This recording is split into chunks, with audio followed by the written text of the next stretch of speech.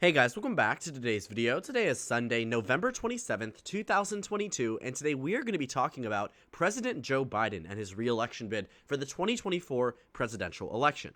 Now, recently, Gavin Newsom, the governor of California, came out and said that he would not challenge Joe Biden for the 2024 nomination. And while that in itself is not necessarily something that is unexpected, he's a governor from a blue state who would know better than to challenge a sitting president. For context, no sitting president has ever been successfully primaried. Gavin Newsom came out and said that he's all in for Joe Biden's re-election bid. Not only will he not challenge him, but he will not even consider running in 2024 should Joe Biden not seek re-election. And the issue that I think the Republican Party currently is facing is that Donald Trump leading in the polls is starting to remind voters of why they chose President Biden over President Trump in the past election. And I think it's something that actually drives Joe Biden more and more likely to run for re-election in the upcoming year. And I think looking at where we are on the national level, the Democratic Party did quite well in our 2022 midterms. There's no real way to go around this. The Democrats had the narrowest Senate and House majorities in the 21st century and barely lost control of the House and actually expanded seats in the U.S. Senate. It's not like 2018 or 2014 or 2010 where there were very clear and consistent wave type of years, wave type of advantages for certain political parties, Republicans in 2010 and 14, Democrats in 2018. This one was more neutral. And if anything, that was very good news for the Democratic Party because they were expecting to be entirely blown out. So in recent time, the 2022 midterms have definitely given the Democratic Party a much more positive outlook on the upcoming presidential election. And I think that, combined with the fact that President Trump wants to vie for re-election and is leading nationally, makes it more and more likely that Joe Biden runs and is the reason why these Democrats are practically clearing the field for a potential re-election bid. Now, President Biden has been saying for a while that he's going to be running in 2024, at least indicating that the intention is to run for re-election. And on one front, it makes sense that he would say that because he doesn't want to be this lame duck president where nobody feels as if they need to listen to what he's saying because he's going to be out. They can wait him out as senators, representatives, etc. But in this specific case, I also think it tells us that it's exactly what we have known for a while, that a sitting president usually does not decide to not run for re-election despite Biden's old age. I recognize that President Biden is on the older side. He is the oldest president in United States history. But at the same time, he may be the oldest, but Donald Trump is nearly as old. And again, returning us back to a playing field of 2020, Democrats already know how to win there. Democrats already know how to attack Trump effectively and win with Biden. They lost with Clinton, but they can win with Biden, and they know this to be true. So when Donald Trump becomes more and more likely to be the Republican nominee for president, that makes it more and more likely that Joe Biden decides to run. And these statements pretty much confirm that he has already said privately that he does intend to run to these top Democrats who might have otherwise considered running for president. Because quite frankly, I think there are a number of top Democrats that have already declined to be candidates. A lot of them have already said, hey, I'm not going to run. Hillary Clinton, Al Gore, Kamala Harris, right? A lot of these people have already said that they would not run. And it makes sense that they would say that because for some of them, there really isn't a viable shot that they actually win the nomination again or for the first time. I say again in reference to Al Gore or Hillary Clinton. But I do think that there are some Democrats on here who have already said that they're not running again in 2024, but instead either seeking other office or continuing their office when they could very early on start an exploratory committee. Some Democrats already did this 4 years ago, looking ahead to 2020. But looking at the decline to be candidates list, I highlighted a few names that I think would have been strong candidates on the national level, strong Democrats that if given the nomination, and I don't know how easy it would be for them to get there, but if given the nomination, would have a very good shot at winning the presidency. That means Sherrod Brown, Gavin Newsom, Michelle Obama, Jared Polis, Gretchen Whitmer. I think Gretchen Whitmer truly will be president of the United States one day, and it's a question of when does she run. But it's not 2024, right? And I do also want to say I entirely recognize that politicians do not have to be entirely forthcoming with their decisions about running for president. It is a very big decision, and Hillary Clinton for years on end said she was not running in 2016. What did she do? Run in 2016. So obviously, politicians aren't always going to be super outright with their decisions, but I will say that a lot of them start thinking early, way earlier than where they are right now. And it seems to be a little too late now that we've passed the midterm elections, and it will continue to be late and late and late until a Democrat decides to run, and then we'll get our answer. But here we have a bunch of top Democrats who have already said, I'm going to step back. I'm going to allow President Joe Biden to run. And even if Biden hasn't told them personally that he is going to seek re-election, I think they can read the tea leaves and recognize that he is going to do so. And recognize, too, that you cannot challenge a sitting incumbent president for the nomination. We'll talk about the chances of that. They're very, very slim. I understand Biden is older and voters don't necessarily want him to be the nominee again. But again, faced off against the position of Trump versus Biden, Biden will win that election, hands down. And it's not hard to see why. Moving over to those who could potentially run for the election here, too, I want to say that these names also have a lot of their own things to worry about, too. Roy Cooper is the governor of North Carolina. Raphael Warnock is running for election now. There's no real chance that he decides to jump over to the presidency just 2 years into his first term. I mean, it can happen, and it has happened in the past, but I will say that it won't necessarily be the best look. And also, Democrats need someone to hold on to it, right? There's a Republican governor there that practically rules out Warnock entirely until that special election comes around, which maybe a Democrat could win unless the Republicans nominate someone better than Walker, which is actually not hard to see why. Not hard to see how that's possible. Pete Buttigieg is in the Biden administration. It would be foolish to run against Biden or even decide to run at this point in time. I don't think Pete Buttigieg is the most electable, but I think he's a top name, and I think he could do very well in the primary. I don't think he'd get through the general too well. I think Roy Cooper could. I don't think he'd do well in the primary. So highlighting doesn't necessarily mean in the decline to be candidates list, those I've highlighted, I said, I think could be strong candidates. I think everybody here could be a strong candidate in the general election in the potential list, but not necessarily as much on Pete Buttigieg, more so on Roy Cooper, more so on Warnock, more so on Booker. Buttigieg has some things I think really needs to be discussed a little bit more, but that's not the topic of this video. The topic of this video is how the Democratic Party has practically cleared the field, and I think we've seen that so far. You have so many Democrats already saying that they are declining to be candidates, and when you go back to the 2020 Democratic presidential primaries, think about how early on people announced and how many people had these exploratory committees because they knew that they would be running for president. When you look at the candidate list, you have a lot of people who decided they were running quite early again. Andrew Yang decided he was running in 2017. Tulsi Gabbard in the first month of 2019. That is exactly, 2 months from now, if we were working on the same timeline that another Democrat would announce, and yet nobody has an exploratory committee, and might I say that a lot of them had them early. Elizabeth Warren had her exploratory committee in December of 2018. Less than 2 months away from where we are now, nearly exactly a month from where we are right now in the same timeline. I cannot imagine any other top Democrats doing that unless they knew that Biden would not be running for re-election. So looking at a lot of these announcements, they were very, very early on. But again, many of them knew they were going to run. Many of them were very, very prepared and knew that they would be throwing their hat into the ring. And that's why they started doing things very early. That's why they went on book tours. That's why they went to the Iowa State Fair before. That's why they were speaking with the New Hampshire Democratic Party.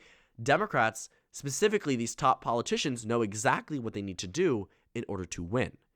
And they have to do that very, very early. So the idea that 2024 is coming around and all of a sudden it's going to be an open primary is contingent on whether Biden runs for re-election.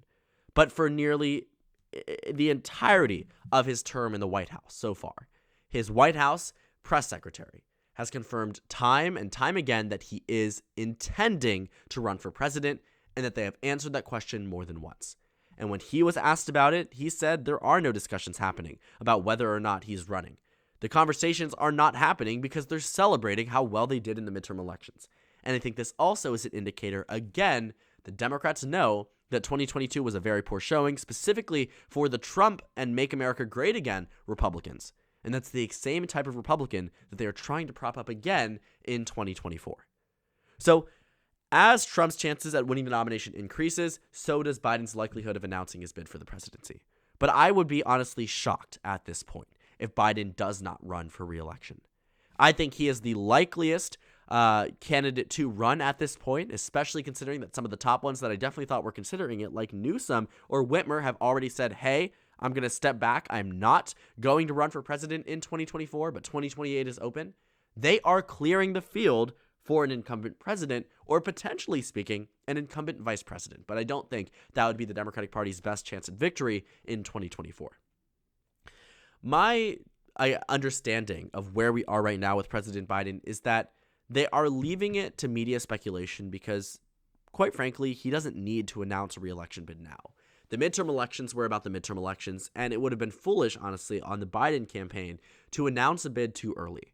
And I know personally that some of, some younger people are already seeking opportunities in the campaign for the Biden re-election bid. The Democrats have pretty much confirmed that they are going to be running in the sense that they've started hiring or started conversations about hiring for a re-election bid. This is not something you would see happening unless he was actually going forward with it. And I think that's exactly what we're seeing happening now. President Biden's sort of rumblings and discussion about him running are the same rumblings and discussion that President Donald Trump had in 2021 and also leading into his announcement on November 15th. And what happened? He ended up running. Many people were saying there's no chance that Trump runs for re-election. He's just trying to get media attention. He just wants influence within the GOP. You can go back to many of my 2024 predictions between Trump and Biden, and you can see that many people were commenting Trump isn't going to run. There's no chance that Trump runs. He already lost. He's not going to do it again. It's just going to be a discussion. It's just going to be hypothetical. It's a pipe dream for Democrats. There's no chance that Trump runs for re-election. And that was the minority opinion, but it was still a pretty significant one. And I think now that we have confirmation entirely that Trump is running for re-election, we can pretty much assume that we're back on track to where we were in 2020. And I do want to say this too. In terms of electability, President Biden has it. Kamala Harris doesn't. When Biden and Trump are faced up against each other, Biden has started to do at least somewhat well in recent polls. But when Harris is put up against Trump, Trump leads, sometimes by some pretty significant amounts. Ignoring this Federalist Susquehanna poll, I don't think that a Harris plus 15 result has ever been the likeliest. Donald Trump has led in practically all of the Harvard-Harris polls that we've seen, pitting the two candidates against each other. Amongst the same 2,212 regular voters, Donald Trump leads them by 7 points against Kamala Harris, but beats Biden by 2 amongst the same group of people. The same people that are saying, hey, I would take Trump over Harris by 7 are saying they would only take Trump over Biden by 2, with Biden being down 12 points nationwide. But other polls seem to say that Biden is honestly doing well. Now, not all of these pundits or polls seem to go over to the Kamala Harris question, because many of them don't even expect Trump to be running against Harris or Harris to be the Democratic nominee. But you can see very clear and consistent drop-offs, deltas, between the question of Harris and Biden.